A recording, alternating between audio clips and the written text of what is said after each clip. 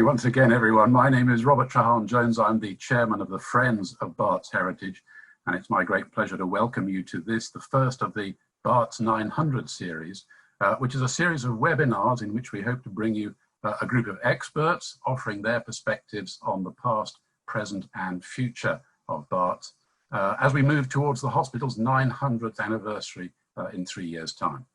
Now, first of all, in time-honoured fashion, a few housekeeping notes. So this is a learning process for all of us involved in the technology, so do bear with us if we need to iron out a few glitches. But more importantly, we would like your ideas for the guests you would like to hear from as we develop the programme over the coming months. And you can do that simply by using the chat button at the bottom of your Zoom screen. It's just there halfway along that bar, or you can simply email us via the Barts Heritage website using the info@ email address. We're already lining up experts on William Hogarth, whose paintings are such an important feature of Barts, as well as James Gibbs, who designed what was then the new hospital more than 300 years ago. But who else would you like to hear about? So do tell us, and we can take all your ideas into consideration as we plan the programme ahead. Now, although we've made this webinar free of charge, there is a cost associated with mounting an exercise like this, even for a charity such as ourselves. So if you were to make use of the donate button, the big yellow button on the Barts Heritage website, that would help us support our programme as we move through in the months ahead, and help us continue the series. So our special guest for this evening is Professor Charles Knight. He's a consultant cardiologist and chief executive of Barts, as well as Professor of Cardiology at the William Harvey Institute over at Charterhouse Square, and one of my fellow trustees at Barts Heritage. Now, if that weren't enough, he was also appointed for a brief time as Chief Executive Officer of the Nightingale Hospital, which was opened at the Excel Centre in response to the COVID-19 pandemic. And he also chairs the Barts 900th committee. So obviously we have plenty to talk about this evening. Now the plan is that Charles and I will simply have a conversation for half an hour or so, and then we will take questions from the audience for a further 15 minutes. Again, if you want to submit your questions to us, you can simply do so using the chat button at the bottom of your screen. So we'll have a quarter of an hour questions, hopefully, before we close for the evening. So Charles, good evening. I wonder if we could start at the basics. Can you just tell us something about your background and training, and what led you to specialize in cardiology? Well, thanks very much, Robert, and I'm delighted and extremely honored to be the inaugural guest on your webinar program. So thank you very much for that. I, of course, had the bad taste not to be trained at St Bartholomew's, for which I unreservedly apologise.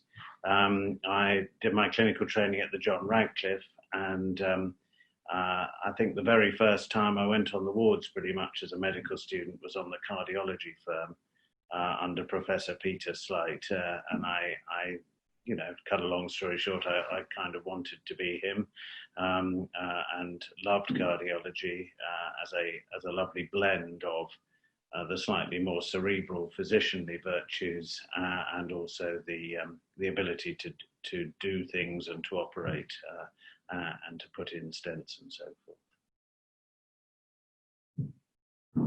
It's okay, you're forgiven for not being Barts trained. Even as long ago as when I trained, we had consultants who had not themselves qualified at Barts, so that's fine. Now, I think it needs bearing in mind our audience this evening comes from a very wide range of ages and background, and indeed geography. I know we've got people joining us from the west coast of Canada right through to Western Australia, so it's probably lunchtime or even the wee small hours. But as far as seniority goes, I think many will remember the cardiology service from years ago when there were just 2 consultants, a couple of wards on the second floor of the King George V block, and what was then the brand new angio theatre in the basement of the old QE2 building. So could you give us some sense of the current size and scope of cardiology services at Barts now? Yes, I mean, I think the sort of the big change was really in 2015 when we were able to bring together the cardiac units that were previously at the Heart Hospital near Harley Street, the London Chest Hospital in Bethnal Green, and the existing department at Barts together to form the Barts Heart Centre, which is by a reasonable amount the largest cardiac department in the UK. And that in the new St Bartholomew's sits alongside the Barts Cancer Centre, which is a very distinguished and important part of our hospital. Essentially, we are about 2/3 cardiac and about 1/3 cancer within the hospital. And we also house some specialised services: respiratory, cystic fibrosis, endocrine, fertility. They're relatively small in scale, but not in importance. So coming back to the cardiac centre, the heart centre, we are now, well, we were before the pandemic doing about 80 cardiothoracic operations a week, which is a very big number. About 250 procedures in the 10 cardiac catheter laboratories. We have 10 theatres, 9 of which are dedicated to cardiac surgery. So those are the much bigger resource and much bigger footprint than most cardiac departments. And we're very strong in cardiac imaging. We have some fantastic images here. And we, again, were the largest cardiac magnetic resonance scanning department in the world, again, by quite a long way, with about 8,000 scans a year done. So a very significant size operation. And I think with good quality results and good quality research. Tell us a little bit about the catchment centre, the way in which the hospital operates, because of course once upon a time it was the hospital to the City of London, to Islington and to parts of the East End of London, but it's much more of a tertiary referral centre now, I assume. Yes, I mean, as I probably should have said, St Bartholomew's Hospital is one of 5 hospitals within what's called Barts Health, which is the NHS trust which operates us, Mile End Hospital, the Royal London Hospital, Whipps Cross Hospital and Newham. So that organisation looks after the health of about 2 million Londoners in North and East London, encompassing some of the most deprived populations in the UK, in Tower Hamlets and Newham, the latter having been particularly hard hit by coronavirus. So that is our main catchment, if you like, for services within Barts Health. Within the cardiac department, we also look after North Central London, so that area up to the M25 and sort of across to Westminster. That was previously part of UCH's catchment area since we took over the Heart Hospital. So for our cardiac services, we're probably approaching a population of 3 million. So that's about the size of Wales, half the size of Scotland. So a very significant population.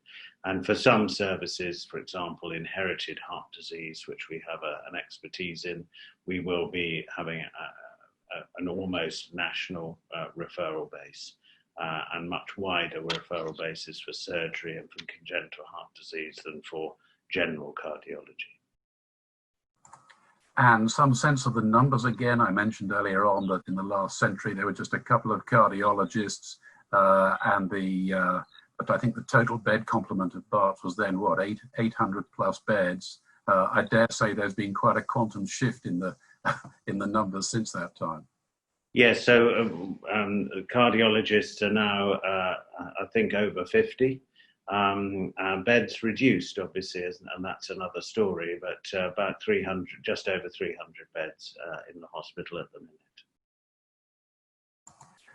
Now, of course, Barts in the early 90s went through a pretty troubled patch. There was almost threat of closure, and Barts had to completely reinvent itself as a specialist centre of excellence for, as you point out, cardiology and cancer care. Could you perhaps tell us something about your responsibilities as the man in overall charge of what is now a world-class facility? Well, obviously, it's a combination of everything being my fault and letting everyone get on with it as much as they can without interfering. I think those are good leadership principles. We have very, very strong clinical teams that are very engaged in the running of the hospital, which is a huge benefit. Too often in the NHS, clinicians, managers don't have the same agendas and don't work closely together. And I think possibly through the experience of coming together in those three units that I mentioned to create the Barts Heart Centre, we did engage clinicians a lot. And I think that's really led to a lot of benefits going forward. And I think there are very, very, and I think a chief executive can be from any background, but I think people often appreciate it being a clinician. I think it sets a tone for the hospital. So we've been through some exciting times. We've been through some very exciting times recently. I think in terms of the future of the hospital, it is so much more secure being part of the wider organisation of Barts Health. It is looking after the top-end cardiac and cancer care for this very large population, and it is part of a large organisation. And as such, I think it will, at least for the next few decades, be safe from being seen as an isolated ivory tower in the city, which has never really been the case, but has caused us significant problems in the past, as you've said.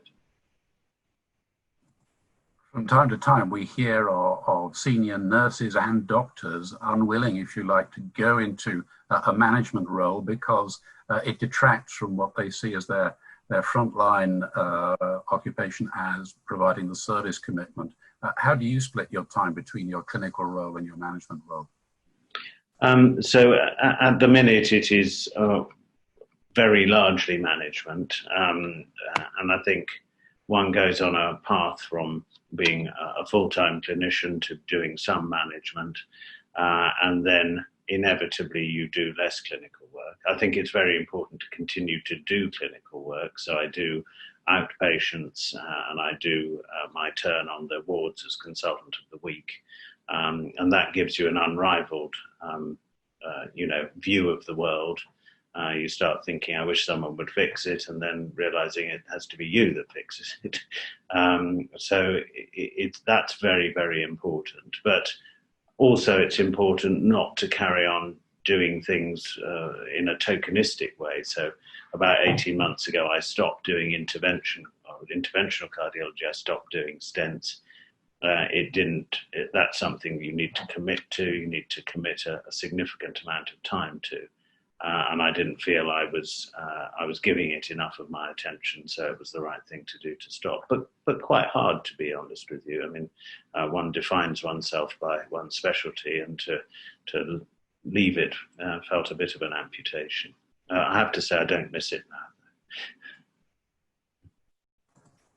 Now, so far we've talked about Barts, but of course your appointment as chief exec of the new Nightingale Hospital meant that you suddenly moved from being in charge of the oldest hospital in Britain to being in charge of the newest hospital, taking on the same role. So could you tell us a little bit about how that came about, and describe some of the challenges of getting a brand new establishment up to speed in such a short space of time? Well, there were extraordinary days back in the middle and end of March. And I think it all sort of really crystallized around the weekend of the 22nd, 23rd of March, when COVID was beginning to have a significant impact in London. By way of baseline, we normally have 799 intensive care beds in the capital. And around that weekend, there were nearly 300 patients with COVID already in intensive care. and that number was doubling every 3 days at that point. So it had been estimated that we were going to need about 7,500 intensive care unit beds within about 2 to 3 weeks. And we didn't have them. Everyone had scratched around and seen what could be converted into intensive cares, putting intensive care patients in operating theatres. And that got London to maybe about 1,500. So there was this huge deficit in terms of intensive care unit capacity. And we had also just been seeing those awful pictures from Lombardy with patients in corridors, on floors, unable to access proper healthcare. So people had been looking for alternative solutions, and really when those numbers kept going up, and ended up at 7,500, there's really only one venue in London that could take the potential for about 3,000 to 4,000 intensive care beds, and that was the XL Centre. And the XL Centre fits geographically within the patch of Barts Health, so being very close to Newham Hospital. And so for that reason, the Nightingale was commissioned as a massive intensive care unit. I think the biggest intensive care unit in the world is about 100 beds, and we were talking about thousands. So an unprecedented sort of unit. So because it was within Barts Health, Alwyn Williams, who's my boss, who's the chief executive of Barts Health Group, asked me to do it. And if I could have thought of a sensible answer to say no, I would have done, but I wasn't quick enough. So there I was. I started there on about the 25th, 26th of March. And we did take our first patient on the 7th of April. So an amazing achievement, hugely grateful to clinicians who stepped up, to managers, nurses, all parts of the system really stepped up, and also the military were amazing in terms of building and designing the facility. As you know, as it was, that modelling was wrong, and that's one of the great lessons of the pandemic, is you have to keep being agile and working with whatever model is coming out. But actually, the total number of COVID patients that were in intensive care at the peak was about 1,050, with a total ITU usage in London of about 1,500, which is pretty much what could be accommodated, although at enormous cost and with enormous reconfiguration within hospitals. And so we treated a total of about 50 hospitals. And then in the first couple of weeks of March, we were stood down. So a real adventure, a very, very scary times in many ways, thinking of all those patients that might be coming our way and figuring out how best to treat them.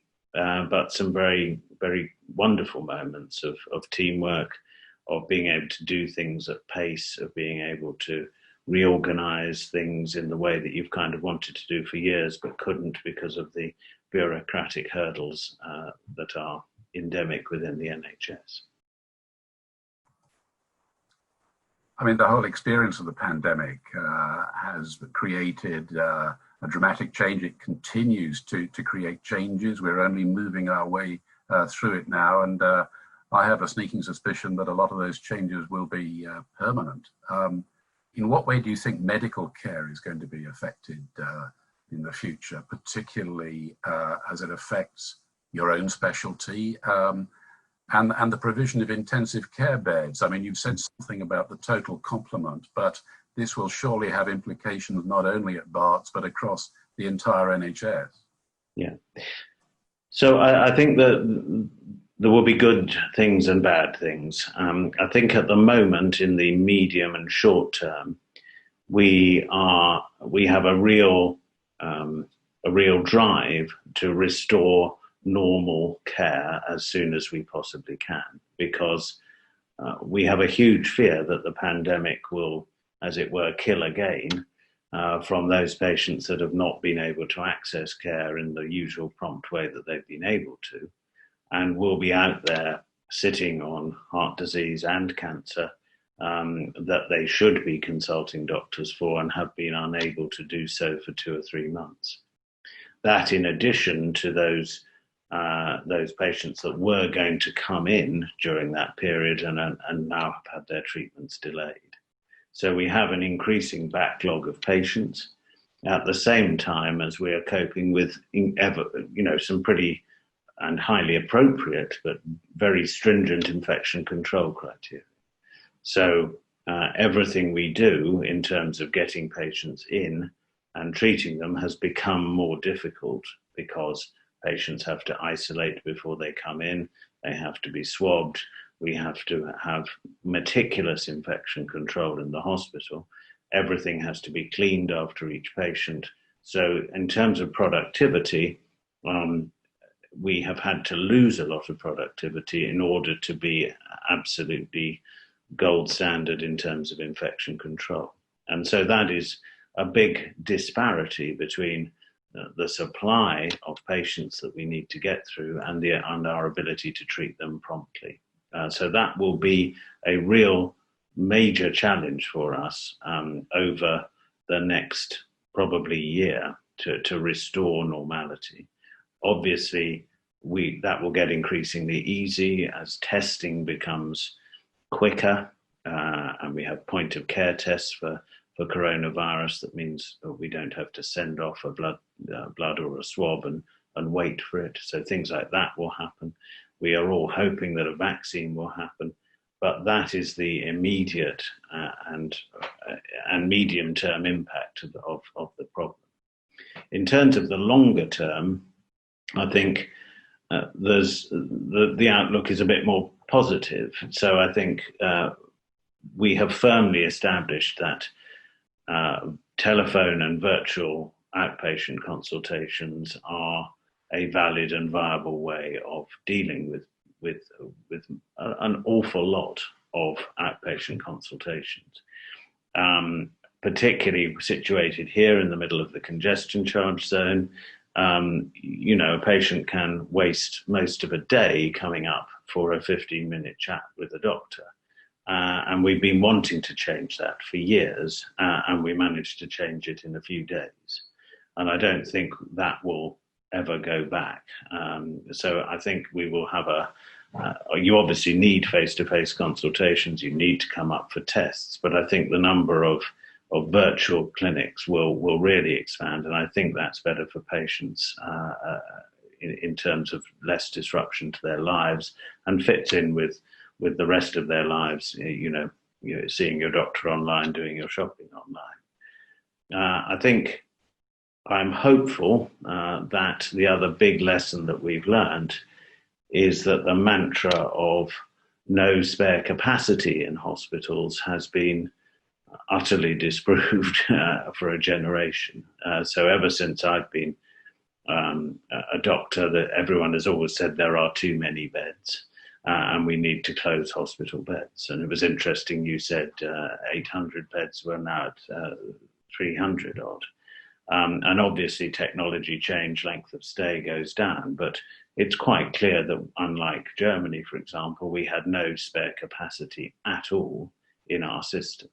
And so London is now looking at doubling intensive care capacity on a permanent basis, so going from 800 to 1,500. That is a huge thing to do, requires an enormous amount of training, requires an enormous spend in terms of capital. And that is both to provide some capacity in the system for ongoing peaks or surges of COVID, but also a recognition that for the past many years, lots and lots of patients have had their cancer or important operations cancelled because there are no ITU beds available. And that's happened over and over in hospitals up and down the land. And it's almost become accepted that will happen. and that has to stop. And I think that will, and I'm hopeful that now we will have a concept of building hospitals with a bit of spare capacity, rather than, assuming a 90% bed occupancy. And then lastly, I think all the NHS staff and leaders that have been through this pandemic have seen a time where they can make rapid changes, build hospitals in 9 days. And we've all just been thinking, my goodness, what did we waste our time on all those years going through endless consultations and stuff just to get very little done. And if that, we won't be able to go, you can't be in a Nightingale environment all the time. There's no blank checkbook. There's appropriate regulation of hospitals, give patients confidence that we're operating safely. But we mustn't go back to the rather sclerotic way that the NHS has operated. And I think there is a moment here, if we can seize it, to change things for the better. Thanks very much. Okay, let's move away from clinical and move towards Barts Heritage, an organisation with which you and I are both very much involved. As many of the attendees here tonight will know, Barts Heritage has recently reached its first major milestone, having taken over the lease on the entire North Wing complex and the Henry VIII Gateway from the hospital authorities, so that the restoration and conservation work can begin once the funds are available. But obviously this is just the beginning, and there's a great deal of work to be done. Can you give us a summary of the project as you see it from your perspective? Yeah. I'm slightly concerned looking at you that the Great Hall has shrunk rather, or else you've become enormous. But I think coming back to the Barts being taken on by the NHS, Barts is a very unique institution. And I think one thing that clearly didn't fit was the NHS being in charge of a globally significant architectural gem like the Great Hall and the Hogarth painting. Because from that moment, there was this tension between spending money on patients and the proper care and conservation of this amazing building, this amazing national asset. And that has led to a period of really progressive disrepair of the buildings, because not enough money has been spent for very good reasons, because it's very difficult to justify spending patient treatment income on a heritage project. But it has now left us with this amazing asset in a state of tiredness and disrepair, such that its use is so compromised, and that's not a good place for us to be. I think the agreement to lease to the Heritage Trust is an absolutely vital step in this, because it signifies that proper separation of an organisation whose only responsibility is to look after this amazing asset from the NHS, whose responsibility is to look after patients. And now we have that fundamental governance building block in place, we can in earnest begin an enormous task to restore and renovate the buildings. And it's important, I think, for people, as I'm sure everyone listening will know, that this is not just about buildings. The North Wing is a living testament to ambition. You can't walk into it without feeling, my God, the people that built this really, really thought Barts was great, and as it is, and that level of ambition, that level of excellence, is literally built into the hospital. And we need to not just restore and renovate, but use it.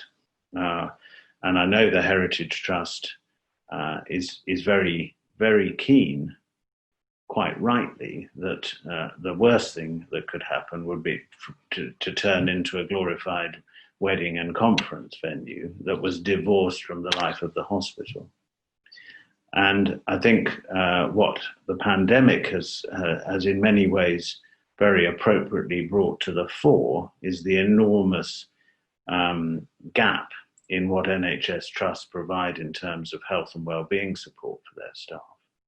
And so I'm delighted that the plans for the North Wing are moving much more in a direction where we can have spaces within those fantastic heritage rooms, which will be able to provide quiet spaces, beautiful, architecturally designed and kitted out spaces that not only can provide a refuge, but can provide that reminder of ambition and excellence and scholarship, but what the hospital's all about. It is a very big job, 10.5 million in order to make a very significant dent in the repair bills, get the buildings in a state, and we want to do that obviously for the 900th anniversary. It would be a tragedy for that anniversary to be celebrated with the buildings in their current state. And the more that they can be restored, the more that they can be used. We want the public in, we want children in to come and learn about the history of medicine, and we want staff to be using it all the time. Plus, it's useful, important in weddings and conferences because that will pay the bills to some extent. But I think we have come an awful long way in the last couple of years, and I think it's appropriate to pay an enormous amount of tribute to the Friends, who really were the only people that had their eye on the ball and really cared about this.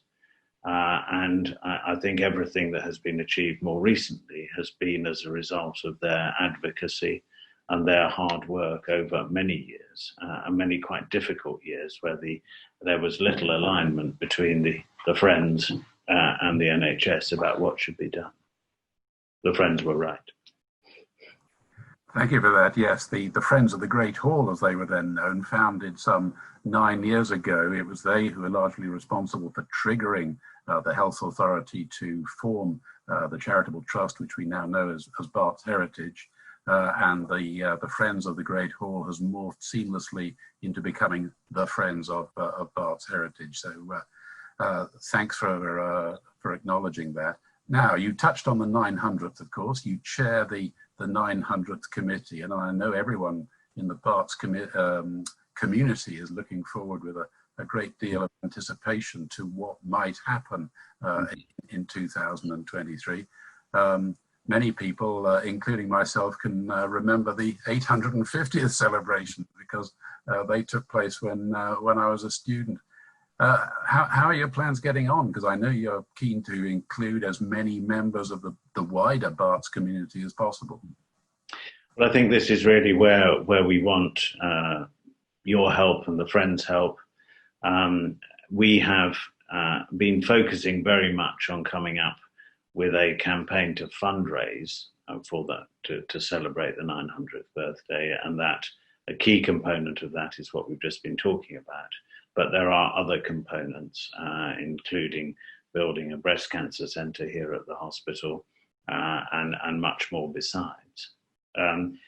There are obviously going to be fixed points in the 900th year, which we can all see, Founders' Day, View Day, and so forth, which will obviously be big celebrations. But as we get closer to the 900th, we want to turn our attention not just onto fundraising, but also onto celebration. And it's got to mean something to our patients, it's got to mean something to our population, it's got to mean an awful lot to our staff and to our alumni. And so I know you very kindly have put a virtual suggestions box in the Friends website. And that will be absolutely vital because there are so many, so distinguished alumni and friends that we have from all over the world, as you say, And we want to listen to all the ideas about how we could really make the biggest possible splash. Almost nothing in human endeavor lasts 900 years. This is hugely significant. And we want all opinions and all suggestions. We might not be able to do them all, but we'd like to hear them all. Yes, with your agreement, we put up a page on the Barts Heritage website. If you go to bartsheritage.org.uk, there in the top menu bar, there's an item 900th anniversary, and you can simply click on that pull down list, and that gives you the opportunity to make up your own suggestions about events that could be used to celebrate the 900th, because it was quite evident from monitoring the social media, from Facebook and Twitter, that people are already starting to ask questions about what we had in store. So wherever you are in the Barts community, do please pop along to the website, put in your own ideas. They may be based on what's gone before, or they may be entirely new and original, and we can take all those ideas into consideration, as Charles has said. So we've come to the end of the formal Q&A. Do make use of the chat button at the bottom of your screen to pop in questions that may or may not have anything to do with what we've already discussed. I've got a few questions that were fired away before we started. Charles, on a personal level, I suppose, how are you coping with the negative comments that have popped up about whether or not we actually needed the Nightingale Hospital? Because, okay, it was short-lived, but during the time it existed, it was a very great success, was it not? Yes, I think that's right, and I think there's always going to be negativity about anything, and the Nightingale was very high profile for a while. Coronavirus was the only story in town, and we were the most talked about bit of the response to that. And I completely understand people's questioning whether it was a good idea to do. I come back to the point I made earlier that one really can only do one's best with the information that is available at the time. And if the information changes, then you have to change your plan. But I think on the whole, I was heartened. I mean, on social media, for every negative comment, there were 100 positive comments. And underneath each negative thing, there were usually a string of comments saying, well, isn't it great it wasn't used so much, which is obviously the right answer. And there were journalists kept asking, well, how many patients have you got? How many patients have you got? And I never knew whether the right answer was it 0 or lots, So on the whole, I think most people absolutely got it. And one of my fellow chief executives in London said a very nice thing, which was, knowing it was there was the only reason I could sleep at night. And I think that probably sums up the health services sort of view of it. Thank God it's there. Thank God it wasn't used. Yes, there's a wonderful medical instrument, isn't it? A retrospectroscope. And I think this is a case in point. So thank you for that.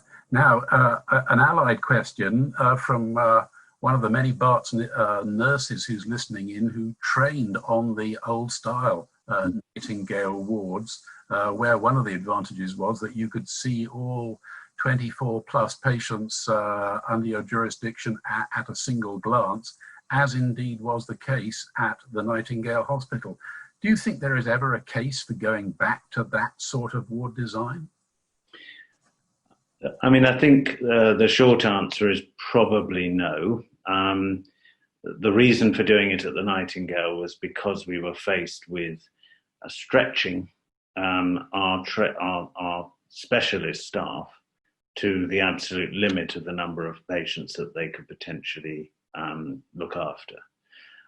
So in order for them, for an intensive care unit nurse who normally looks after a patient on a 1-to-1 basis, to look after them on a 1-to-3 or a 1-to-4, you need that visibility. You cannot possibly look after any more than one patient who's in a side room.